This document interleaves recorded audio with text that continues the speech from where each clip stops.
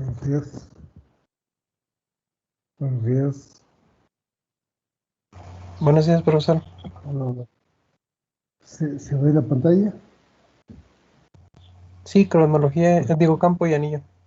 Ok. Bueno, yo creo que ya somos ¿qué? 7. Entonces, empezamos. De modo, bueno, y vamos.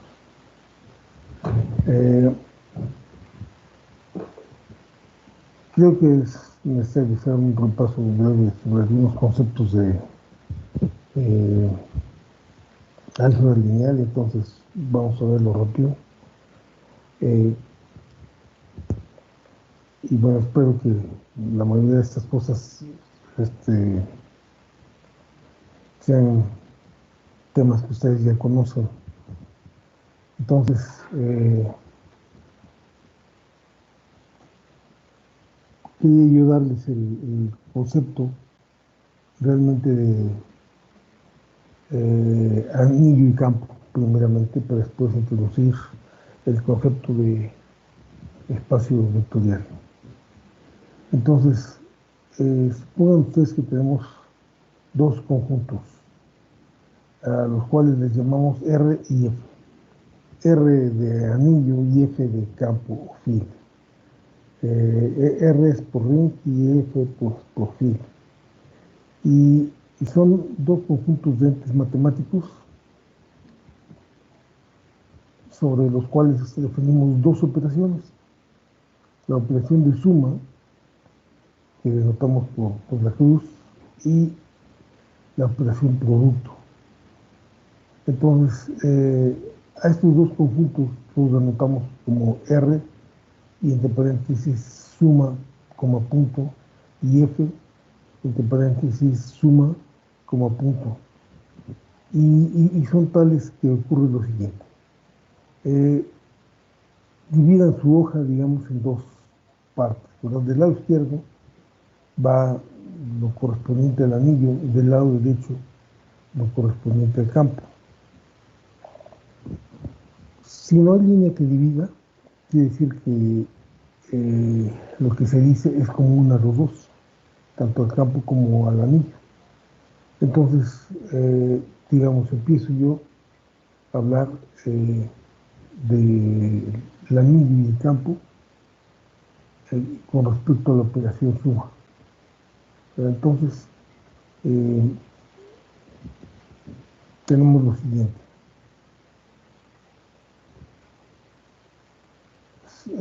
Si tenemos dos elementos A y B que pertenecen ya sea al campo o al anillo, pero si pongo aquí, por ejemplo, campo, quiere decir también al anillo, entonces resulta que la operación suma, que es A más B, nos da un elemento C, que también pertenece al campo o al anillo, ¿verdad? Esto es F y R, son conjuntos cerrados bajo la operación suma. ¿Qué quiere decir esto? Que bueno, el resultado, si yo tomo dos elementos del campo del anillo y los sumo, el resultado queda en el mismo campo o en el mismo anillo. ¿Me están escuchando? ¿Sí? ¿Hola? Sí, perfecto. Se satisfacen los siguientes axiomas, ¿verdad? La suma conmuta. Es lo mismo A más B que B más A. También resulta que se cumple una ley de asociatividad, es la número 3, ¿verdad? Yo puedo sumar A más B más C, y eso es lo mismo que sumarle A, la suma de B más C, o de sumarle A más B, C. Y eso sucede tanto para el campo como para el anillo, ¿verdad? Y otra cuestión importante es que existe el cero, que es un elemento tal, tanto en el anillo como en el campo. es un elemento tal que cuando se le suma cualquier otro elemento del anillo, el resultado es ese mismo elemento del anillo, ¿verdad? Y bueno, como está en la propiedad 4, A más 0 es igual a 0 más A, y eso es igual a A para toda A que pertenece al campo o al anillo. Luego tenemos una quinta propiedad, que es que, oh diablos,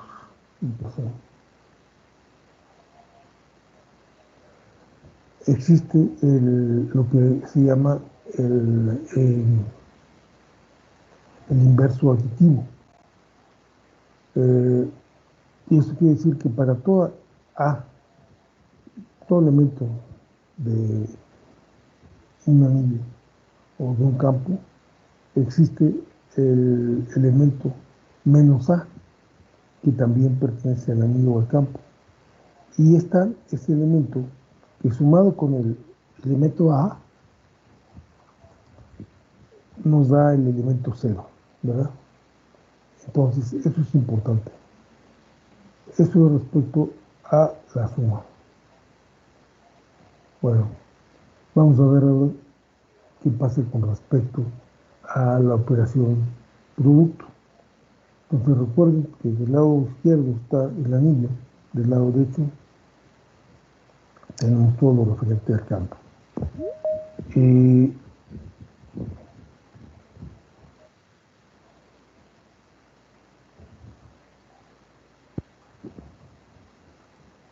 Entonces, para toda A y B elementos del campo o del anillo, ¿verdad? Resulta que el producto de A por B, que es igual a C, también pertenece al campo o al anillo. Es decir, también el campo y el anillo son cerrados bajo la operación producto. Ahora, aquí viene un cambio fuerte, ¿verdad? De parte del anillo, si el anillo, en el anillo, la operación producto conmuta, el anillo se llama conmutativo. Pero si no, lo más seguro es que el anillo no sea conmutativo. Es decir, hay muchos anillos que no son conmutativos, ¿verdad? Entonces, esa es una diferencia con el campo. Si ven del otro lado, la operación producto, la operación punto o producto, para el caso del campo, conmuta para toda A y para toda B. Entonces, esa ya es una diferencia fuerte entre el campo y el anillo. No todos, es decir, el producto conmuta para todos los elementos del campo, pero no así en el caso del anillo. El anillo puede ser que también conmute, y entonces el anillo es conmutativo, pero en general una diferencia grande desde aquí empieza entre el campo y el anillo en que el producto no es conmutativo. ¿Está claro? ¿Me están escuchando? Sí. Bueno, entonces vamos a ver lo siguiente. Otra segunda propiedad respecto al producto es que existe el 1 o la unidad, elemento ya sea del campo o del anillo, tal que si multiplicamos al 1 por cualquier elemento, y esto conmuta, esto también sucede tanto para el campo como para el anillo, el resultado, ay, me equivoqué aquí, sabe que aquí me falta agregar que todo eso es igual, pero bueno, aquí hay un problema, herramientas. Esto obviamente es igual a, y aquí me faltó agregarle igual a ver, espérame tantito. ¿Sí me están viendo la propiedad 2? Oh, Dios, ya se fue. Sí. Ya, perdón. En la puntualidad 2, esto debe ser igual a, oh Dios, igual a, ¿de acuerdo? Sí, 1 por A igual a por 1, y esto es igual a A. Perdón.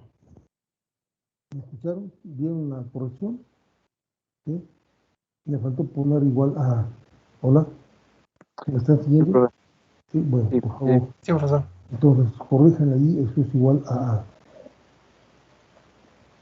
Luego, bueno, a este punto lo recibieron ustedes ayer, ¿no? Perdón, lo recibieron ayer por correo. ¿Hola? Hola, hola,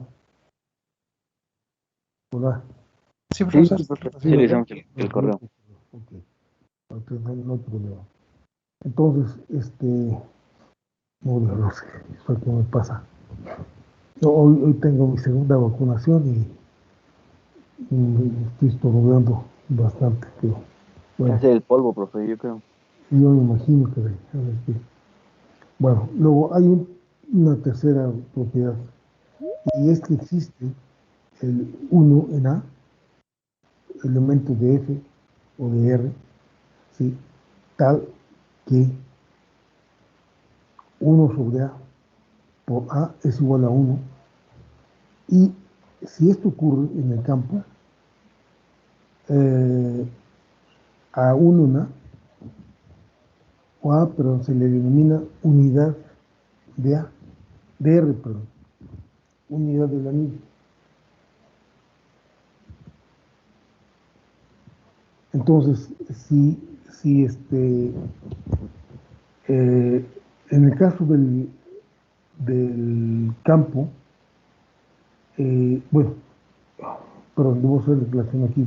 Para el caso del anillo, si para A existe el elemento 1 en A y el producto de 1 en A por A nos da 1, aquí también debía haber puesto A por 1 en A, lo voy a poner aquí también en herramientas, déjenme poner aquí otro, también aquí debía ser, eso también es igual a, perdón, igual a, este, A, punto, 1 sobre A, ¿sí? Entonces, si existe este elemento, 1 en A, este elemento en particular, A, se denomina o se dice que es una unidad del anillo. ¿Qué quiere decir esto? Bueno, no todos los elementos del anillo tienen inverso multiplicativo, ¿sí? Eh, Mientras que del lado del campo, el inverso multiplicativo existe para toda A, ¿sí? Y eso es importante. Es decir, para todo elemento del anillo, todo elemento del anillo tiene el inverso multiplicativo. No así en el caso del anillo, ¿sí? En el caso del anillo, solamente los que tienen inverso multiplicativo se llaman unidades del anillo. Ok, entonces esta diferencia es crucial entre campo y anillo, ¿verdad? 4. Bueno, existe la ley de asociatividad para ambos, ya, eh, eh, distributividad, perdón, respecto a la suma. Eso también existe, la operación 6, tal que el 0 por el A es igual a por 0 para toda A. Y el 0 pertenece, ya sabemos, al campo al anillo. Entonces, estos son las diferencias entre campo y anillo. ¿Se entiende más? ¿Se entiende? Bueno, ¿qué sería un campo y qué sería un anillo? ¿Sí o no? ¿O hay alguna duda, alguna observación que quieran hacer? ¿Mm? Hola. Hola, hola. ¿Alguna observación que quiera? ¿No? Bueno, ok. Entonces, vamos a ver algunos ejemplos. Ah, por aquí. Dice,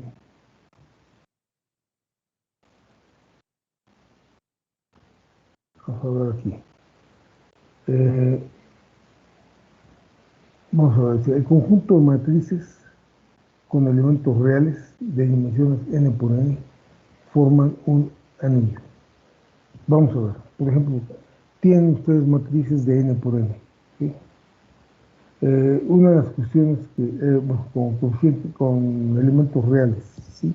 Bueno, pueden ser complejos también, pero bueno, aquí puse yo el ejemplo de las matrices reales de dimensiones n por n. Entonces son matrices cuadradas. Y estas matrices cuadradas, ustedes saben que el producto, bueno, definen el producto. Primero hay que definir, ¿verdad? En cada conjunto las operaciones de suma y de multiplicación. Entonces, ya ustedes saben cómo se define la suma, por ejemplo, de matrices, pues se define la suma de elemento a elemento, ¿verdad? Y el producto es un poco más complicado. No lo voy a poner aquí porque ustedes deben de saberlo, pero bueno, saben que se toma la fila iésima, se multiplica por la fila jésima y se nos va a dar el elemento este, primero y décimo, y empiezan a variar después las columnas, es decir, perdón, toman la fila iésima, la multiplican por la fila jésima y después vamos generando todos los elementos de la fila iésima conforme varían después ustedes la fila jésima, ¿verdad? Así es como obtienen, digamos, el producto de, de matrices. No hay problema en hablar de producto de matrices. Ustedes deben conocer cómo se hace. Entonces, pero saben que el producto de matrices no conmuta. Bueno, sí hay casos en los que matrices, en los que sí tenemos una conmutación. Ahorita olvidé cómo se les llama a esas matrices. Sí hay matrices cuyo producto conmuta, como digo ahorita cómo les llamamos en nuestro lineal, pero sí existen algunas matrices cuyo producto conmuta. Ok, pero en general el producto no es conmutativo, ¿verdad? Y ahora, por otro lado, tienen las matrices un elemento es decir, un inverso multiplicativo. Y a ver, ¿qué matrices son las que tienen inverso multiplicativo? ¿Alguien me puede decir?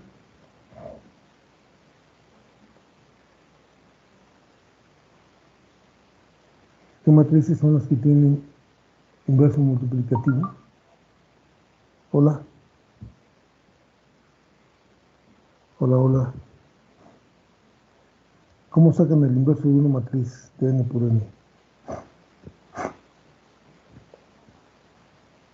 Hola, ¿me están escuchando? ¿Me están escuchando? Hola, hola, hola. Sí, profe, se escucha. ¿Cómo sacan el inverso de una matriz? ¿O qué matrices tienen inversa?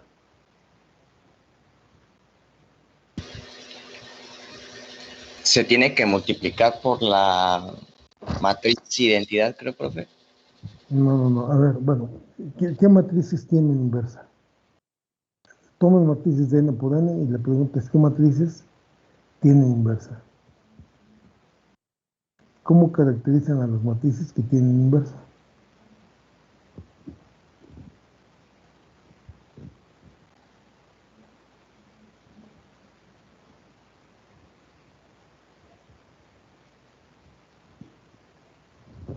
¿A qué es igual la inversa? La inversa de una matriz es igual a la adjunta de la inversa sobre el determinante, perdón, a la adjunta de la matriz sobre el determinante de la matriz, ¿sí? Eso es la inversa. Entonces, ¿qué matrices tienen inversa?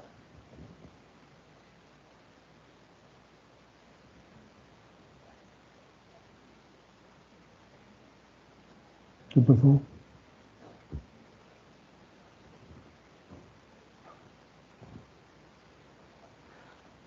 Ahí está en el pizarrón, digo en el La n por pizarrón. n, ¿no, profesor? ¿Qué? ¿Cómo? Las n por n. No, a ver, estamos hablando de matrices de n por n. No, las matrices de m por n no hablamos de ellas ahorita. Estamos hablando de las matrices cuadradas. ¿Sí? ¿Qué matrices? Nada más esas tienen inversa. ¿Qué matrices? A las otras se les puede definir algo que se les llama pseudo inversa, ¿no? Pero eso es algo diferente. ¿Qué matrices cuadradas tienen inversa? ¿Todas? ¿Todas las matrices tienen inversa? ¿Qué les dijeron de su curso dentro del lineal?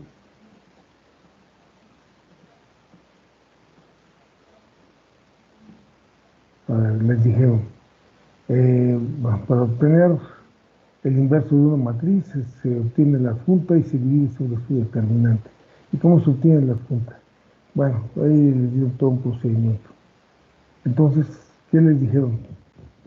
¿Qué es lo que caracteriza a las matrices que tienen inversa? ¿Cuáles son las matrices que tienen inversa?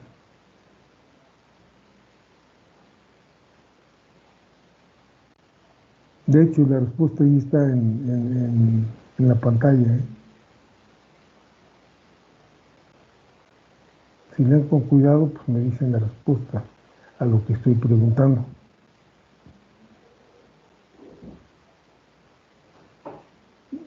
A ver.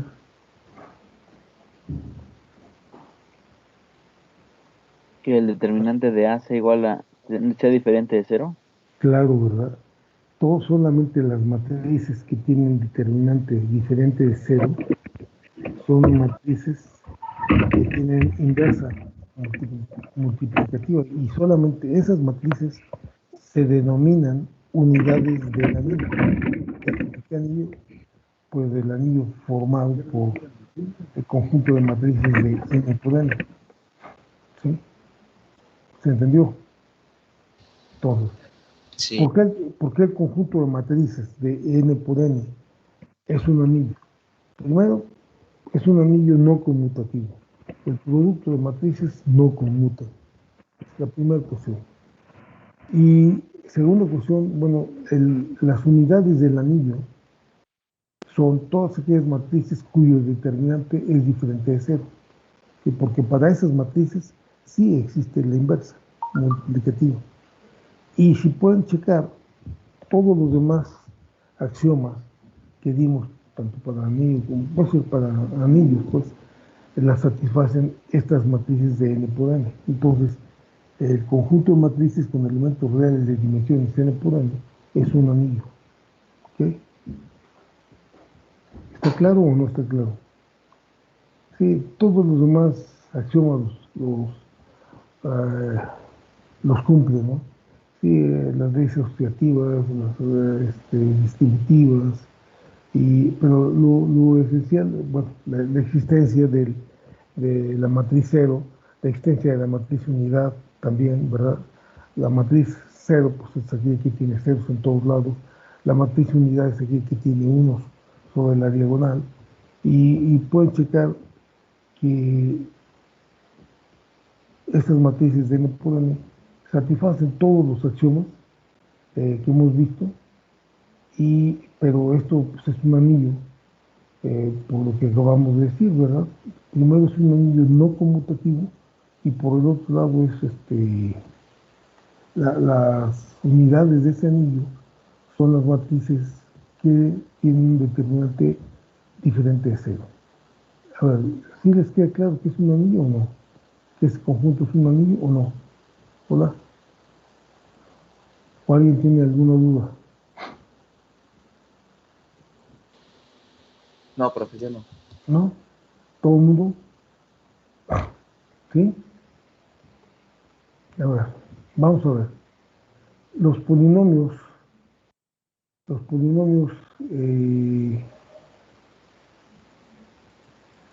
vamos a ver, los polinomios, segundo ejemplo, los polinomios de cualquier grado, ¿sí? Con un indeterminado en S. Bueno, el indeterminado puede ser lo que quieran ustedes, X, Y o S, lo que quieran. Pero son polinomios, pues, con coeficientes reales, ¿sí? ¿Qué creen ustedes que forman ese conjunto? ¿Forman un campo o un anillo? Es decir, ustedes saben cómo hacer la suma de polinomios, ¿no? ¿Sí? Eso no es problema. Y también saben cómo hacer el producto de polinomios, ¿o no? Eso lo saben desde la secundaria. ¿Está claro o no? Sí, Es verdad, tonto. Ahora, es muy obvio que la suma de polinomios, pues, ¿qué nos da como resultado?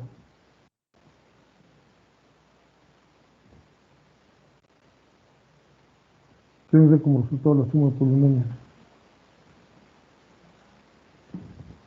¿O no? Si yo sumo dos polinomios, ¿qué tengo como resultado?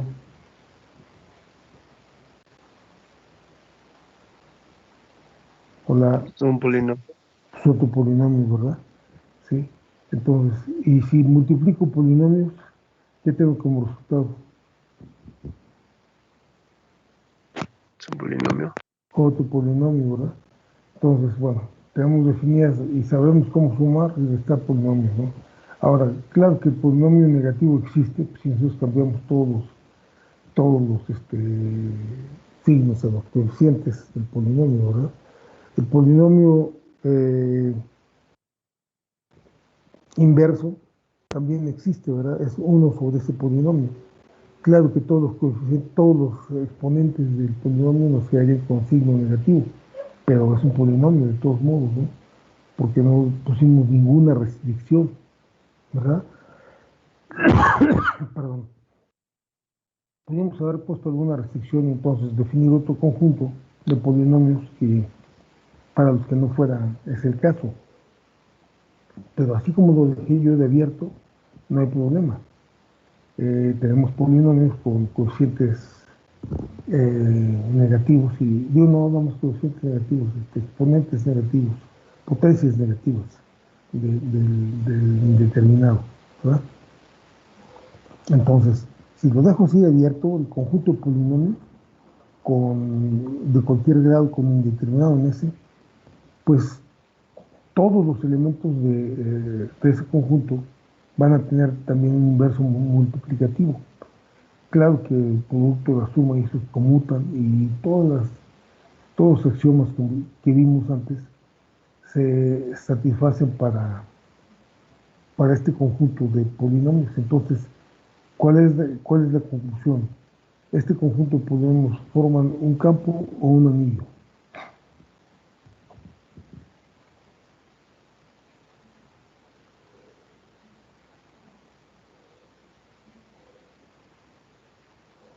¿Eh? ¿Qué opinan ustedes?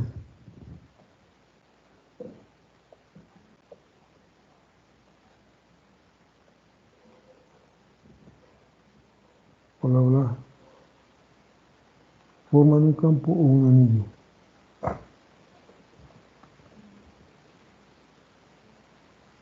Hola, hola. ¿Alguien que conteste? ¿Quién está despierto? un anillo, ¿no, profe? Pues no, un campo. Forman un campo. ¿Por qué dijo que un anillo? ¿Por qué dijo que un anillo? A ver, ¿cuál es su razón?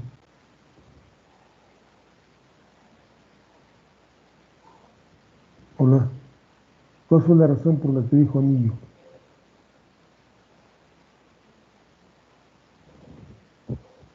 Hola, estoy esperando su respuesta. Dígame si está vivo. Sí, profe, bueno, yo lo dije porque como ve aquí en el PDF, las matrices de los elementos reales de dimensiones, pues ya sean n por n que forman el anillo, como dice ahí. No, pero estoy preguntando de los polinomios. Estamos en el segundo ejemplo.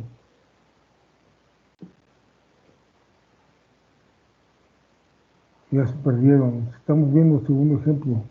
Polinomios de cualquier grado con indeterminado en S y con coeficientes reales. Hola.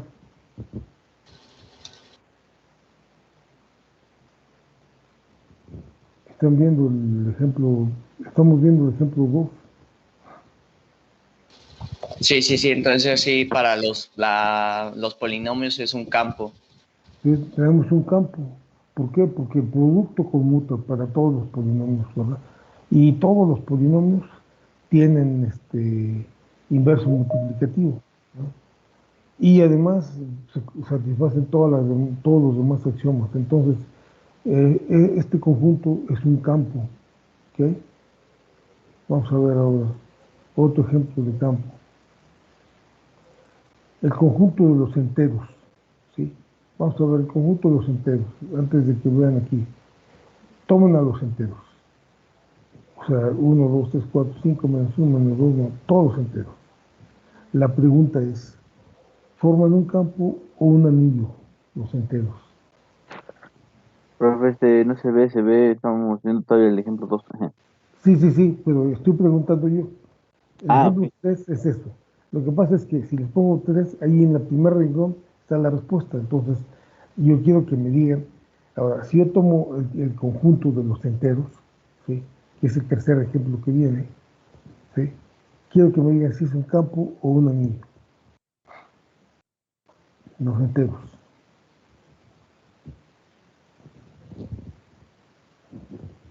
¿Qué opinan? ¿Es un campo o un anillo? Repasen rápido todas las propiedades de campo y anillo, sobre todo las importantes. Obviamente, si tienen enteros está definido el producto y la suma, ¿verdad? Todo el mundo sabemos sumar enteros y sabemos multiplicar enteros, ¿no? ¿Sí? Ahora la pregunta es, los enteros, el conjunto de los enteros, ¿es un campo o es un anillo?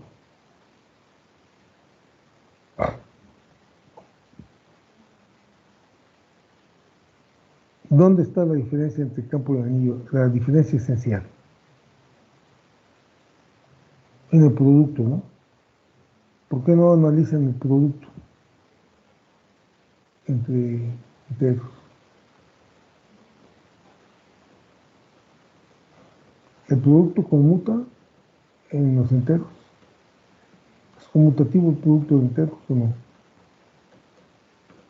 Sí.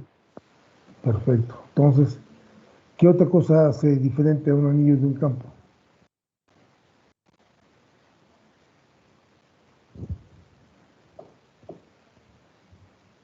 No, pues dice que si no es conmutable, pues no es un anillo, ¿no? No, no, no, no, no, no. No, los anillos pueden ser conmutativos también. Puede haber anillos conmutativos. Sí, en el caso de ahorita los enteros, obviamente el producto de los enteros es conmutativo. Entonces, si es que es un anillo, sería un anillo conmutativo, ¿no? Porque sí conmuta. Pero entonces la pregunta ¿es un anillo o es un campo? Todavía no está resuelto. ¿Qué necesito saber?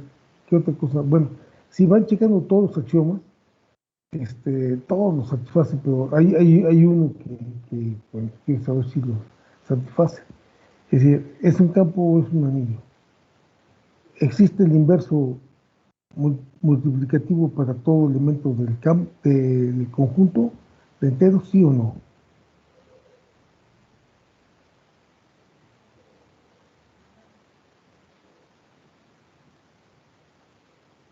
¿Eh? ¿Qué pasó?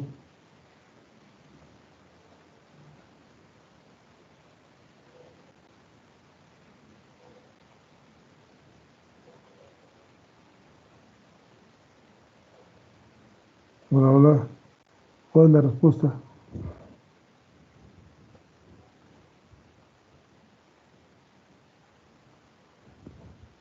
pasa? A ver, tomen el entero 2, por ejemplo, ¿sí? Obviamente el menos 2 existe, ¿verdad? El elemento 0 existe y todas las propiedades que hemos visto se satisfacen. Existe el inverso aditivo, que es, si existe el 2, existe el menos 2 y existe el 0, ¿verdad? Ahora la pregunta es, existe también el 1, ¿verdad? Si ustedes multiplican 1 por 2, pues les da 2. Ahora la pregunta es, ¿existe el elemento inverso multiplicativo del 2 o no? ¿Cuál sería el inverso multiplicativo de 2? Los 2 por 1. ¿Qué? No escuché. Menos 2 por 1, ¿no? Menos 2 por 1. ¿Qué es eso? No. A ver, ¿qué es el inverso multiplicativo? Vamos por acá arriba.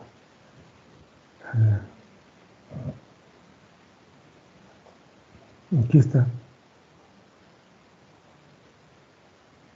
Está en la pantalla. ¿Cómo me dice que el inverso multiplicativo de 2 es menos 2 por 1? No entiendo. ¿Cuál es el inverso de 2? Bueno, más olvídense ahorita. Yo agarro y les digo. ¿Cuál es Entonces el inverso? sería 0.5, ¿no? 0.5, ¿qué es? El Es inverso un medio. multiplicativo del 2, ¿no? Es un medio. Ahora, ¿cuál es el inverso multiplicativo de un medio? No, ¿cuál es el inverso multiplicativo de 2? ¿Cuál sería el inverso multiplicativo de 2? Lo acabo de decir usted. 0.5. O sea, un medio. Ujú. ¿Sí? Ahora, la pregunta es, o sea, si yo tengo 2, el inverso multiplicativo es un medio, ¿verdad? Porque 2 por un medio, pues me da 1, ¿verdad? Entonces, un medio sería el inverso multiplicativo. Ahora, la pregunta es, ¿y un medio es elemento de los enteros?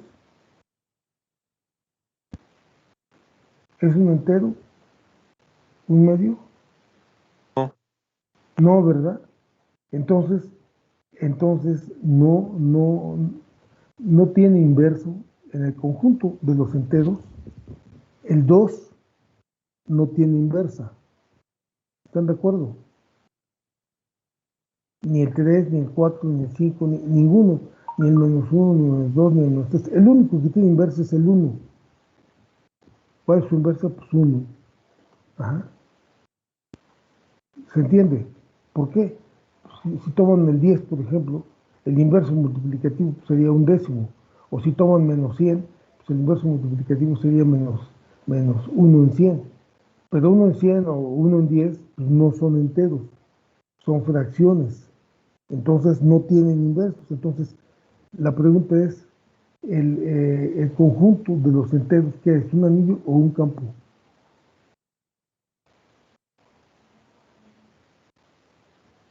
¿Sí? Hola, la pregunta. Hola. Pues es un anillo, ¿verdad? Es un anillo conmutativo además, ¿no? ¿Sí? Entonces, obviamente dice aquí, el conjunto de los enteros forman un anillo, porque si A es elemento de los enteros, o sea, los enteros, 1 en A no es elemento de los enteros, ¿verdad? Y la unidad de este anillo, en este caso particular, es el 1 nada más. No es el caso de las matrices en donde no había nada más una sola unidad, había varias unidades. Las,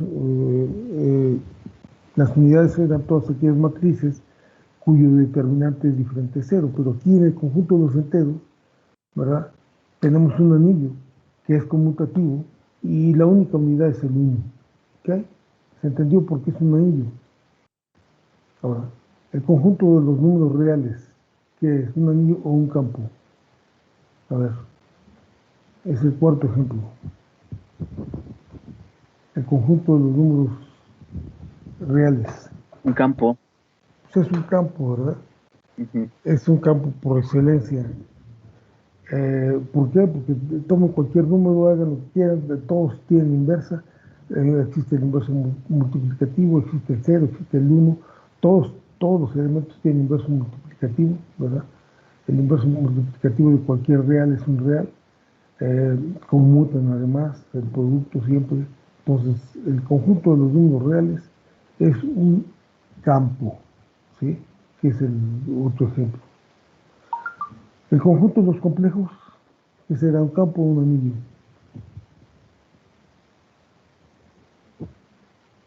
¿Mm? A ver, el conjunto de los complejos, un campo o un anillo. ¿Qué opinan?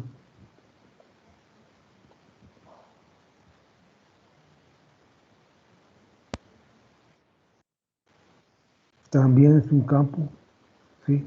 Todos los elementos es decir, ustedes multiplican complejos, les dan complejo, ¿verdad? Suman complejos, les dan complejo, hacen todas las operaciones que dijimos de distributividad, sumas y todo eso, pero lo esencial viene. El producto conmuta o no conmuta, pues claro que conmuta, ¿verdad? Pero, este, claro que conmuta. Y tienen inversos todos los elementos de los complejos, pues claro que tienen inversos, es otro complejo, y se acabó, ¿verdad? Entonces, el conjunto de todos los complejos también es un campo, ¿sí? No así, por ejemplo, el conjunto de matrices con elementos complejos, eh, pues ya no forman, ese conjunto de matrices ya no forman un campo, forman un anillo también, ¿sí? Bueno, no me voy a meter ahorita, pero a demostrarlo, pero obviamente por las mismas razones que aludimos para las matrices con elementos reales, ¿no? Formarían un anillo. Pero en general los complejos también forman un campo, los reales son un campo, y el conjunto de los racionales, ¿cuáles son los racionales, verdad? Forman un campo o un anillo,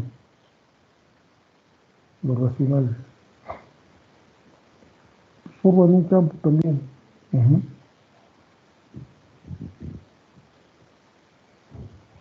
Hola. ¿Por qué tomo cualquier racional? Cualquier racional es siempre la división eh, de un número entero sobre otro entero, ¿sí? Eso es un racional. Y cualquier número racional y cualquier entero, de hecho, lo pueden expresar como una fracción o como una división, ¿verdad? Por ejemplo, el 2 sobre el 1 pues es un racional, aunque sea el 2.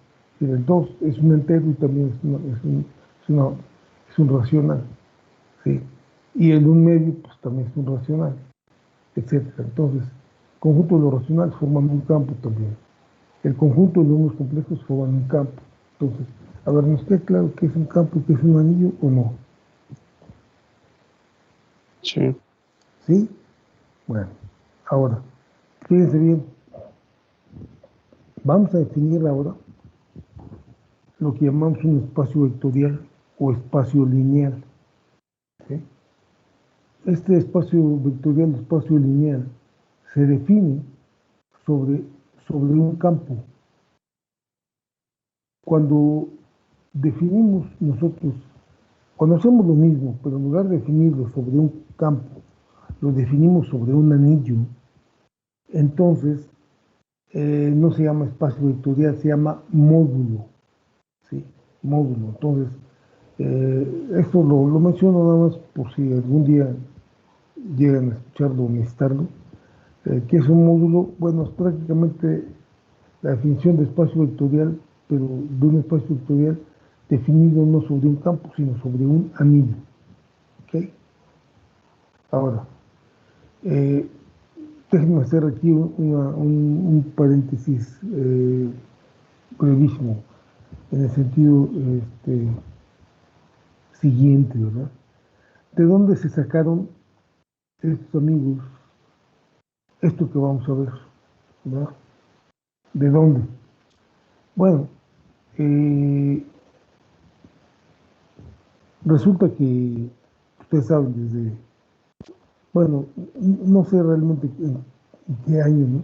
Y quién hizo la definición de lo que era un espacio vectorial, pero fue hace muchos años. Antes de todo esto, pues claro que existía la geometría, ¿verdad? La geometría de una dimensión, dos dimensiones, tres dimensiones, ¿verdad? De hecho, la gente empezó a manejar eh, lo que llamamos nosotros cálculo vectorial, ¿verdad? Y de hecho, de ahí nació el nombre de vectores, ¿no? Como,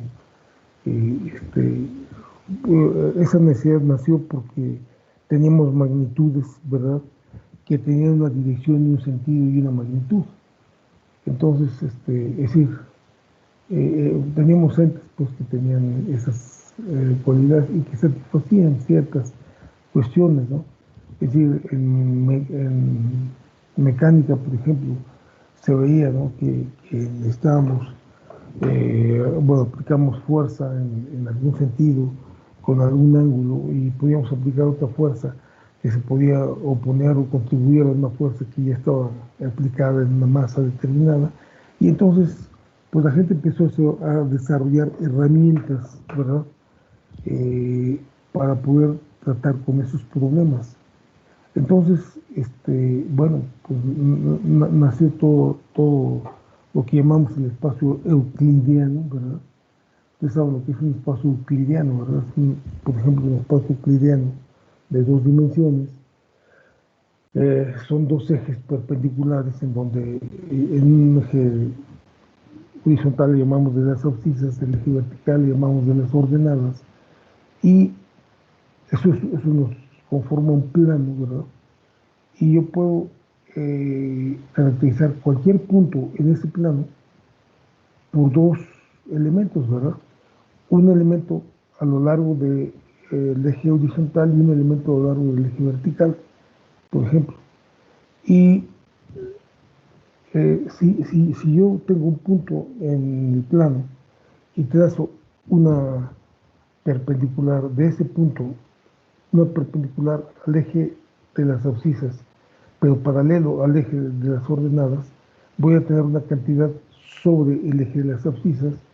Si yo trazo una perpendicular del punto al eje de las ordenadas, sí, perpendicular al eje de las ordenadas, pero paralelo al eje de las abscisas, tengo otra magnitud a lo largo del eje de las ordenadas. Y yo sé que estos dos magnitudes a lo largo del eje de las abscisas y las ordenadas me definen uníquamente, es decir, de manera única, el punto en el espacio. Todo el mundo lo sabemos, ¿no? A ver, ¿me están escuchando o no? Todo el mundo tenemos Sí, profe. el concepto de lo que es un espacio euclidiano, ¿verdad? Y bueno, en una dimensión pues es más fácil, y yo hablé de dos dimensiones, pero de tres dimensiones es lo mismo, ¿verdad? Entonces la gente desarrolló todo un álgebra y geometría para estos casos. Y vieron el caso, pues, del espacio euclidiano de una dimensión, de dos dimensiones y de tres dimensiones, ¿no?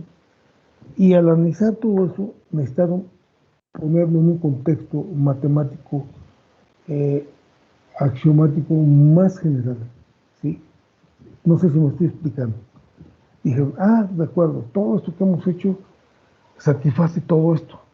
Entonces, todo aquello que satisfaga todas estas reglas, que son las reglas que estudiaron ellos en los espacios euclidianos, pues vamos a denominarlo como espacio vectorial. Y cualquier otro bicho que no sea un espacio euclidiano, ¿verdad? Pero que satisfaga estos elementos, pues va a ser un espacio lineal, ¿sí? O vectorial. ¿Estoy explicando lo que estoy diciendo o no?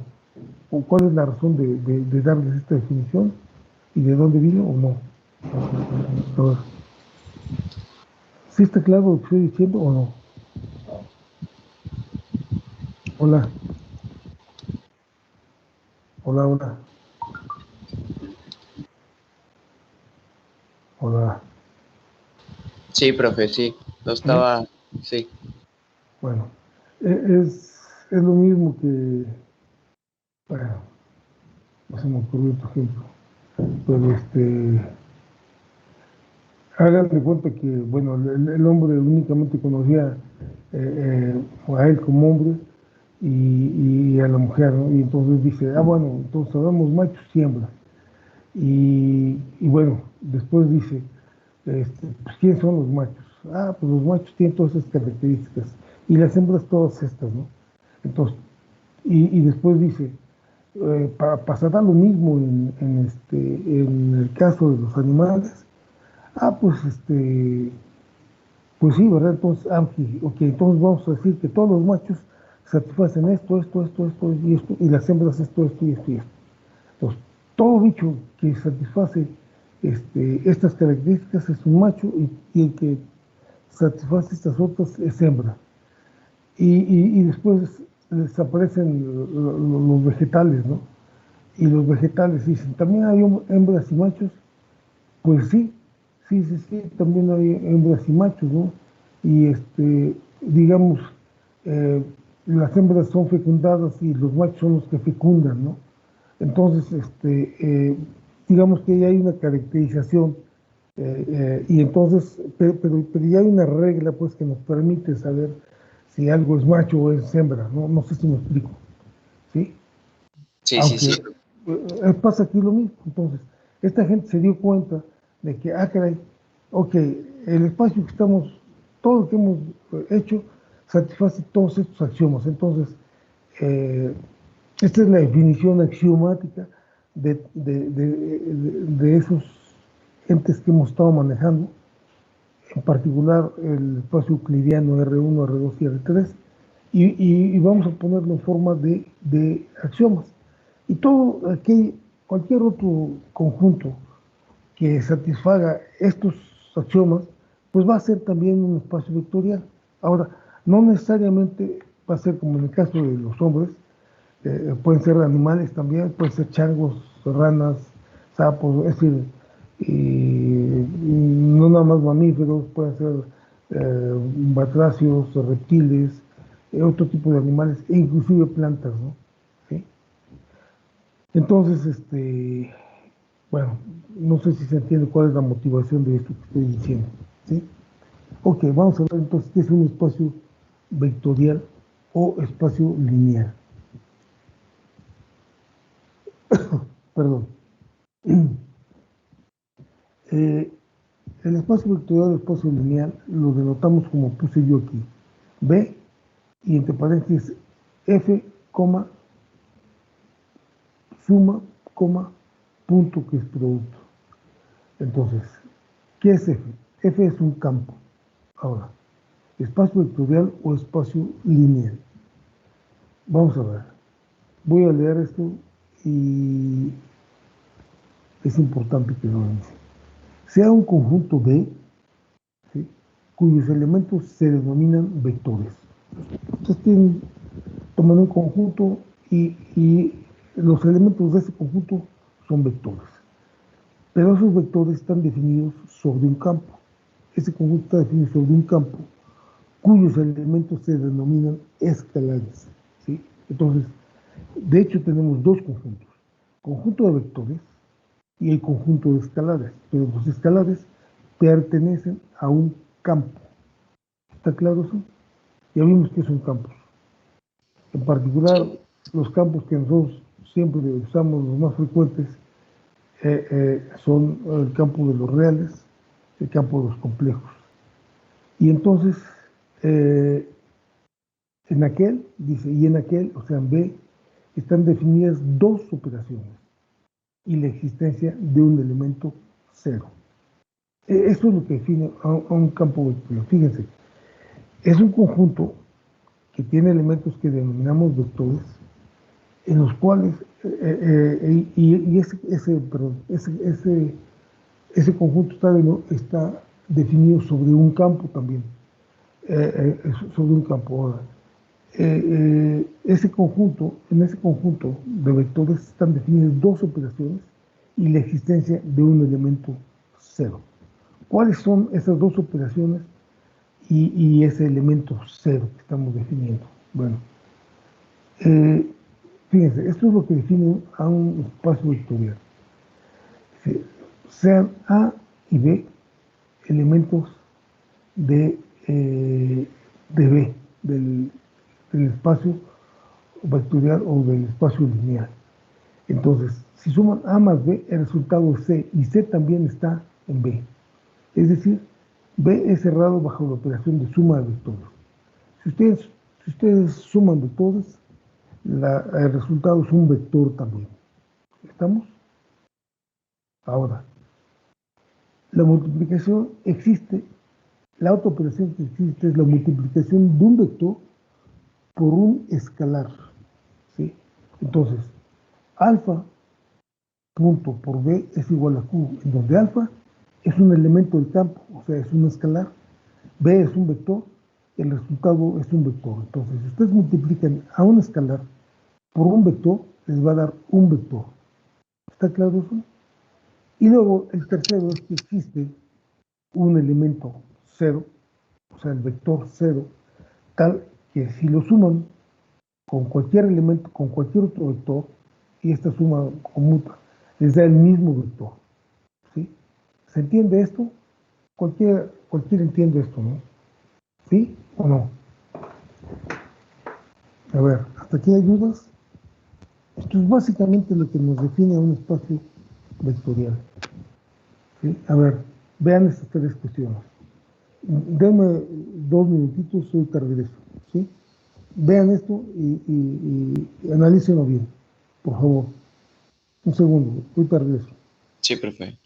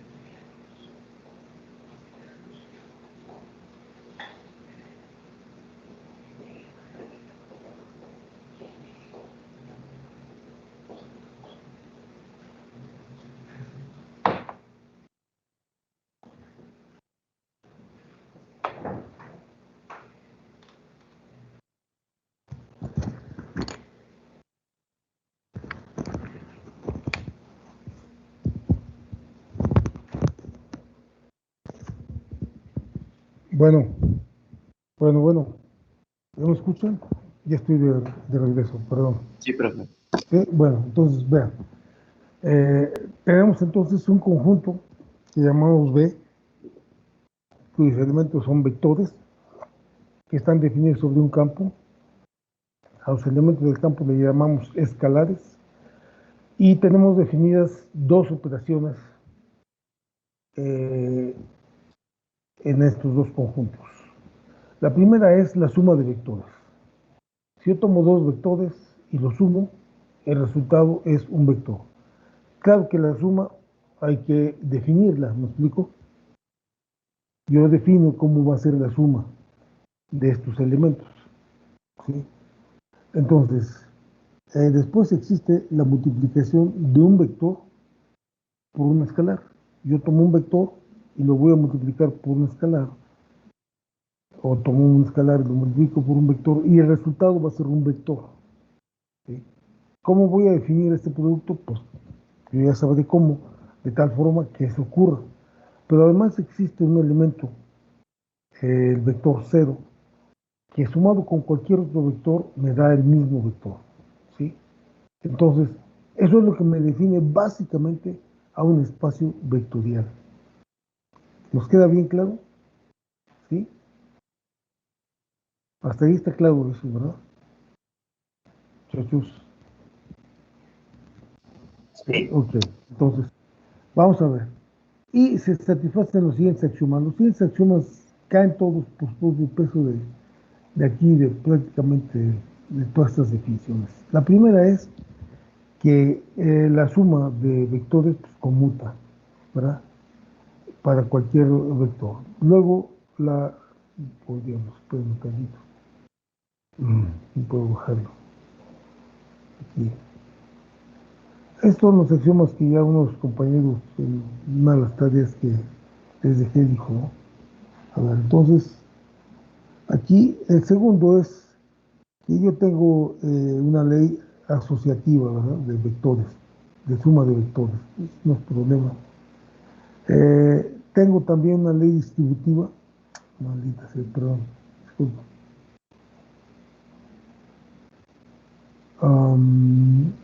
Aquí está, la tercera, ¿verdad? Si usted tiene un escalar que multiplica una suma de vectores, pues se distribuye este producto. Es alfa por B1 más B2 es igual a alfa por B1 más A1 por alfa por B2. Madre mía, aquí me faltó B2. Sí, disculpen, aquí me faltó B2. Déjenme ponerle aquí. Perdón. Aquí me faltó poner B2, ¿ok? ¿Están de acuerdo, muchachos? Corrijan, por favor. Sí, ¿Están viendo aquí? Me falta B2 aquí. Poner B2. Alfa 2. Es que P2. era, no, era alfa por B2. No es alfa 2. Aquí es alfa B subíndice 2, ¿no? ¿Sí? Perdón, aquí me equivoqué. Aquí puse alfa 2. Y pues alfa 2 ni está definido, ¿no? Era alfa por B2. ¿Ok? Vale. Aquí Sí, entonces, corríjanme, por favor. ¿Ok? Está mal. Esto para B1 y para B2, elementos de B y obviamente para toda alfa, elemento de F del campo. Luego el 3, el 4, perdón. Yo tengo aquí que el producto conmuta. Para yo tengo producto de un escalar por un vector, es lo mismo que el producto del vector por el escalar, ¿verdad? También tengo una ley asociativa para los escalares. Si yo tengo alfa más beta, que son escalares, y lo multiplico, está multiplicando B, eso es lo mismo que multiplicar alfa por B más beta por B. Y también pues, nos quedan los vectores. Y luego existe el vector negativo o aditivo, o nulo aditivo, ¿verdad? Es decir, existe el vector menos B para toda B, tal que si lo sumo, pues me da el vector 0, ¿verdad? Y existe el vector 1, ¿verdad? Tal de que 1 por B igual a B por 1 me da el mismo vector B. ¿De acuerdo? ¿Hasta ahí estamos de acuerdo todos? No. ¿Se entendieron los axiomas? sí, ¿Sí? Ok. Bueno, ahora vamos a ver. Dice, primer ejemplo. Pero era de los que yo les estaba hablando. Primer ejemplo es el conjunto de los reales. Un conjunto siempre se expresa entre corchetes, ¿sí? Entre dos llaves. Entonces, ¿qué quiere decir aquí esto? Que el espacio R1, ¿sí? Es el conjunto de todos los reales. Uh-huh. Así es como denominamos a este espacio vectorial. Este espacio vectorial, ¿quiénes son los vectores y quiénes son los escalares? En el espacio R1, los vectores son los números reales. ¿Y sobre qué campo lo estamos definiendo? Sobre los reales, es decir, los escalares también son los reales. ¿Me explico? ¿Sí?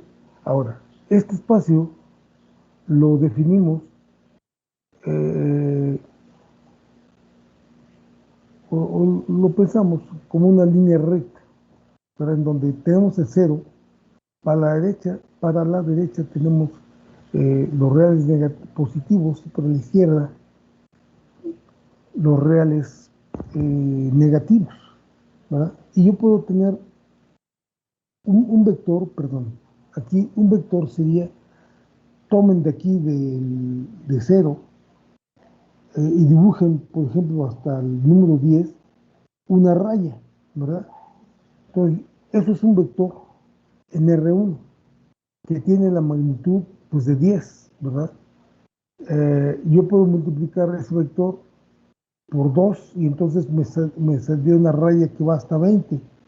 O lo podría multiplicar por 0.5 y entonces me queda un vector que va de 0 al 0.5. O lo puedo multiplicar por -1 y entonces me da un vector que se va a -10 aquí, etcétera. ¿Sí?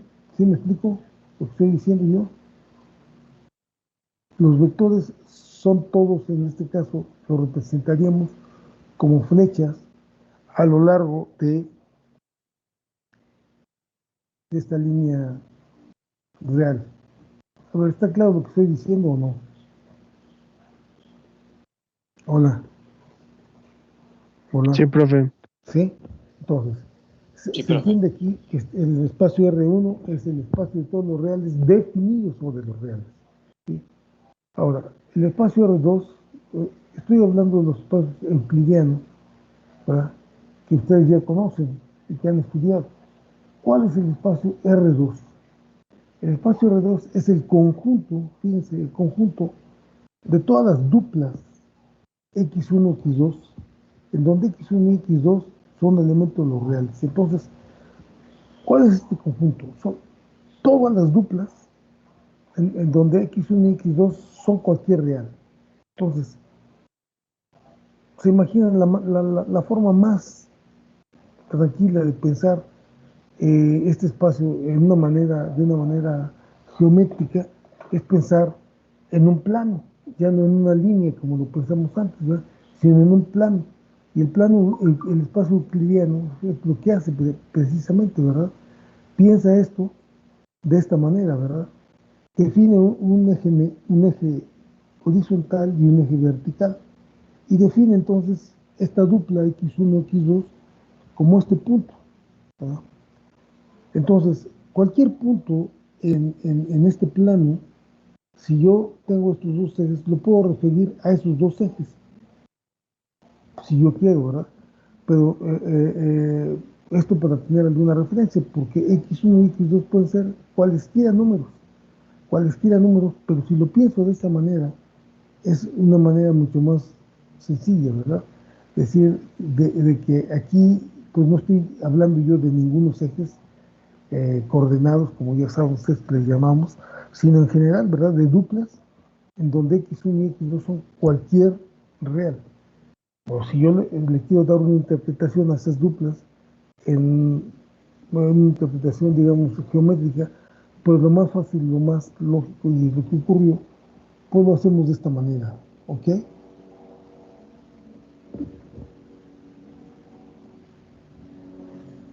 Entonces, ¿nos queda claro? Este es el espacio euclidiano R2, ¿de acuerdo? Ahora, fíjense aquí, lo que decimos nosotros es que en particular X1 y X2, o sea, estos dos valores, bueno, aquí quiero que vean una cosa. Aquí este X2, X1 y X2, aquí me falló. Pero si se fijan, esta X es una X que es diferente a este X1 y X2. Es decir, estas X que están aquí adentro de los paréntesis son cursivas. Quiere decir que son escalares, ¿sí? Mientras que esta X es un vector. Aquí este X2 y X1 también son vectores, pero esta X1 y X2 chiquitas son cursivas, son estas dos. A estas dos les llamamos coordenadas del vector X a lo largo de los ejes, un espacio euclidiano de dos dimensiones, ¿ok? Ahora, vean ustedes, yo puedo pensar lo siguiente, ¿verdad? Yo puedo pensar al vector X, esto lo vamos a ver un poquito después, pero yo puedo pensar que el vector X, ¿verdad? Este vector que acabo de poner yo aquí, este vector X, ¿sí? Está definido de la siguiente manera, fíjense ustedes, como la suma de dos vectores. ¿Qué vectores? ¿Sí? Ah, bueno, la suma del vector, bueno, el escalar X1 que multiplica al vector X1 más el escalar X2 que multiplica al vector X2. ¿Qué es el vector X1? El vector X1 es el vector 1, 0. ¿Cuál es el vector 1, 0? Pues es un vector que está a lo largo de X1 que tiene magnitud 1, ¿sí? Y el vector X2 es un vector que está a lo largo del eje X2 y de magnitud 1. ¿Se entiende? O sea, hagan de cuenta que tengo aquí a lo largo del vector X1, aquí un vector, una flechita de magnitud 1, y a lo largo de x2 tengo una flechita de magnitud 1 también. Esos vectores, pues obviamente son estos dos vectores, ¿sí? Entonces, observen ustedes que el vector x que yo tengo allí lo puedo expresar de esta manera. Puedo poner x1 por 1, 0 más x2 por el 0, 1, ¿verdad? Es muy obvio lo que estoy haciendo, ¿verdad? Vean ustedes aquí, si, si, si aquí yo tengo un vectorcito chiquito de magnitud 1 y quiero llegar hasta el vector x1, aquí, pues únicamente multiplico a x1 minúscula por este vector unitario, ¿sí? Y ya tengo este vector aquí a lo largo del eje x1. Y lo mismo hago para el eje x2. Entonces, esta operación nos debe resultar muy obvia, ¿no? ¿Sí? Esto que estoy poniendo yo. El vector x es el producto de x1 por 1, 0 más x2 por 0, 1. Estas operaciones, vean ustedes, son operaciones definidas en el espacio vectorial, ¿verdad? Cuando yo hago eso, el resultado es este, ¿verdad? Finalmente x1, x2. Entonces el vector x se dice que tiene las coordenadas x1, x2, ¿sí? x1, x2 en la base dada por estos dos vectores. A ver, ¿se entiende lo que estoy diciendo o no? Hola. Hola. Profe, ¿podría repetir lo último, por favor? Sí. A ver.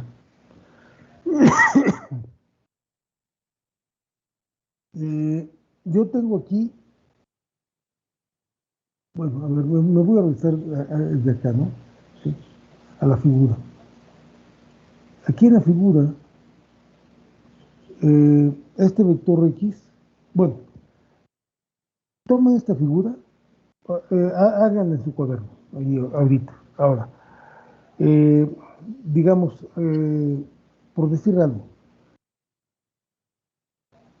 si tiene ahí en su cuaderno alguna figura, una Sí, profe. cuadrícula o algo así, bueno, ok, a ver, dibujen un vector aquí que tenga las coordenadas, digamos, 2, eh,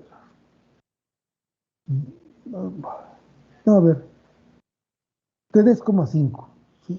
O sea, 3,5, o sea, 3 para acá y 5 para acá, es un vector Sí, que profe. queda así, digamos, ¿sí?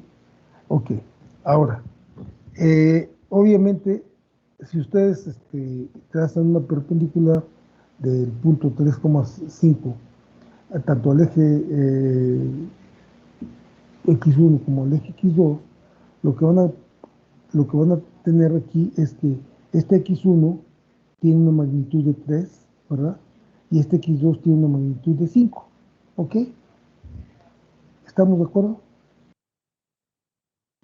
¿Sí? A ver, ¿me están escuchando o no? Sí, profe, de acuerdo. ¿Sí? Bueno, ahora, a lo largo de estos mismos ejes, ¿verdad? A lo largo del eje de x1, pongan un vectorcito de magnitud 1.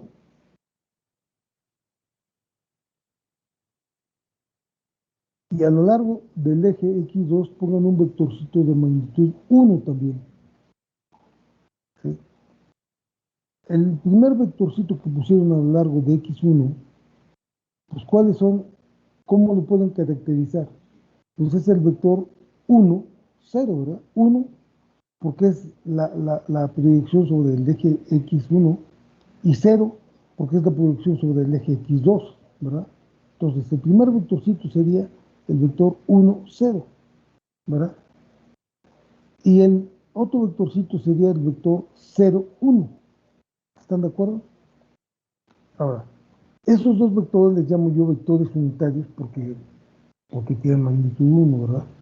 Sí. Ahora, si yo quiero tener la magnitud x1 a lo largo del eje x1, pues debo multiplicar al vector unitario 1, 0, ¿verdad? Por x1.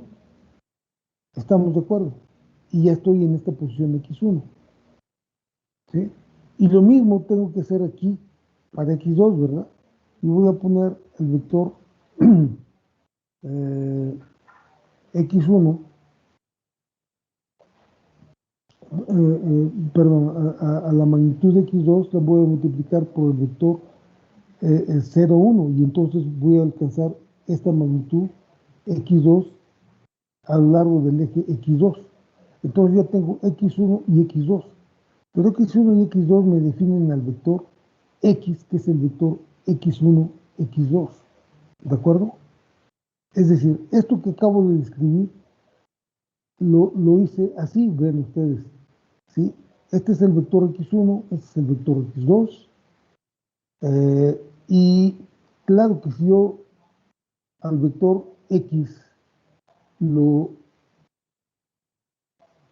escribo como x1 por x1 más x2 por x2, en donde x1 y x2 son los vectores unitarios, ¿verdad? El resultado es este, ¿verdad?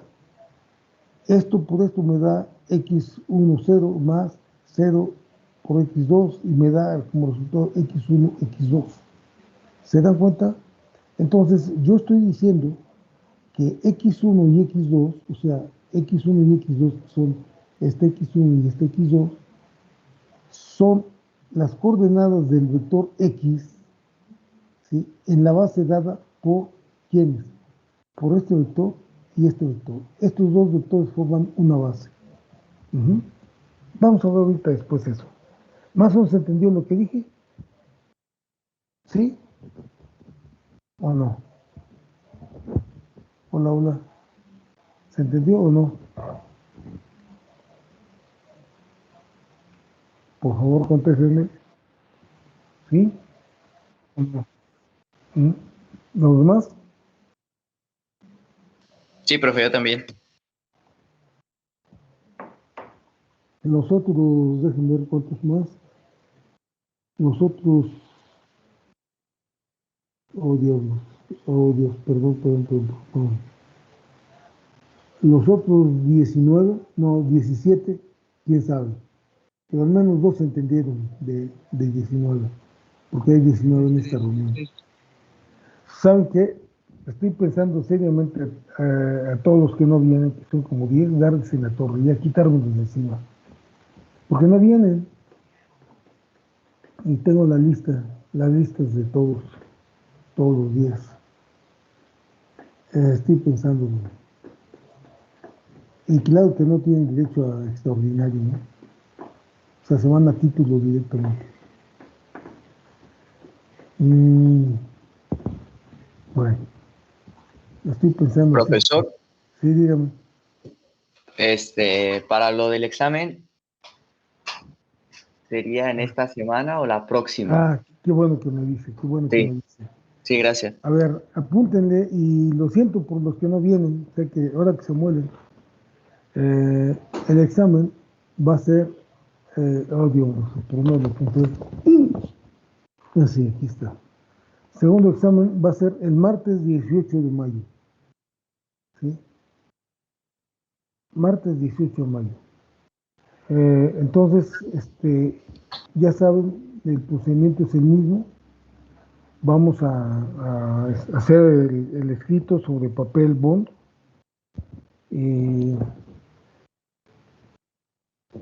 Claramente escrito, fuerte, con tinta o con lápiz, pero fuerte que se vea. Van a poner en cada hoja su nombre, su número de boleta, su nombre empezando por apellido paterno, materno y nombre, su número de boleta, el número de página y el número total de páginas en cada hoja. Hay gente que no acaba de entender, se lo dije desde la vez pasada, y gente que nada, ¿no? Estuve a punto de mandaros al diablo, pero bueno, perdón por las palabras, pero me contuve y dije, vamos a dar esta oportunidad. Pero ahora sí, en este examen que viene, al que no lo haga, fuera. Pues son instrucciones muy fáciles de seguir, ¿no? Y si se trata de que no lo hago por mis pantalones, pues con el mismo argumento que miden, pues serán medidos, ¿verdad? Entonces, y la otra cuestión es que el examen me lo debo enviar a más tardar a las 9 de la mañana, y el nombre del archivo PDF que me envíen debe ser su nombre, empezando por su apellido paterno, luego materno y el nombre de cristiano. Pues así es como hay que enviar las cosas. Estoy repitiendo esto, lo voy a repetir una vez más en la clase y lo voy a volver a escribir, les voy a volver a reenviar el correo que reenvié para que la gente entienda, ¿no? Y pues el que viene a clase sabrá que es el 20, el 18 de mayo el examen, y esta condición, si el que no, pues se amuela y pues me perdona. Y si se pone el brinco, voy a ver la cuestión de las asistencias de plano. Y tipo que no tenga el 80% de las asistencias, va para afuera.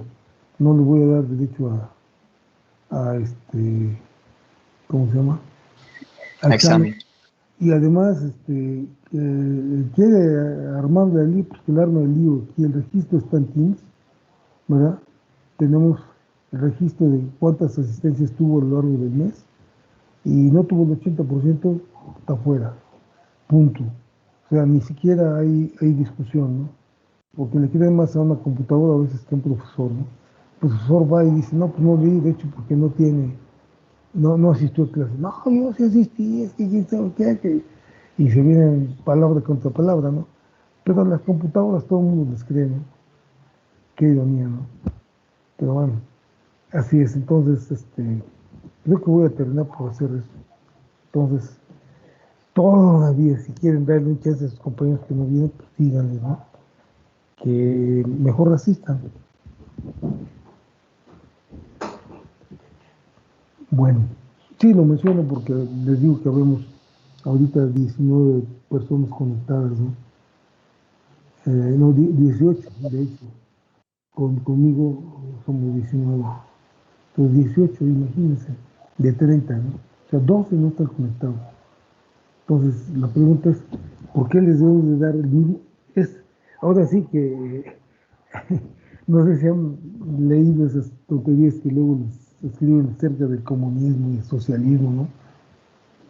Digo, yo debo confesar que soy un socialista, pero luego se esbozas de que, a ver, ¿por qué le vamos a poner, vamos a repartir las calificaciones, ¿no? Y tú que has trabajado y sacaste 10 y trabajaste mucho, ¿por qué vamos a retarte tu calificación para aquel que sacó 3 o 0, ¿no?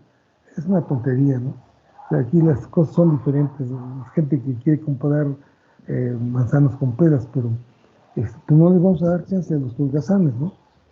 Esa es mi idea, ¿no? No sé qué opinan ustedes. Oh, diablo, ya se me fue el tiempo. A ver, lo vamos a parar aquí y nos vamos a quedar en este punto. ¿Qué página nos quedamos? O no sé. 174, profe. Bueno, pero es la página 6, sí, bueno. Ok. Entonces, sale pues. Entonces, vean esto que estamos viendo, ¿no?